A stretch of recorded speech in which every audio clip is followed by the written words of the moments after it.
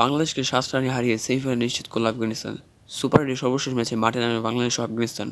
টসে জিতে আগে ব্যাট করার সিদ্ধান্ত নেয় আফগানিস্তান। শুরুতে ব্যাট করতে এসে মাত্র ১১৬ রানে টার্গেট দেয় আফগানিস্তান। জবাবে বাংলাদেশকে ১০৬ রানে গুটিয়ে দেয় আফগানিস্তান বোলাররা এবং সেমিফাইনাল নিশ্চিত করে।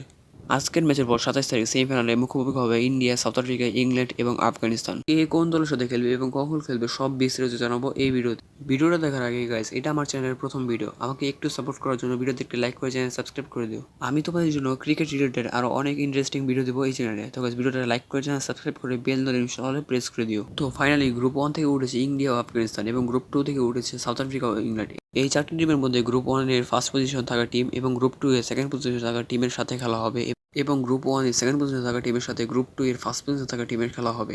অর্থাৎ ইন্ডিয়ার সাথে ইংল্যান্ডের খেলা হবে এবং আফগানিস্তানের সাথে সাউথ আফ্রিকার খেলা হবে।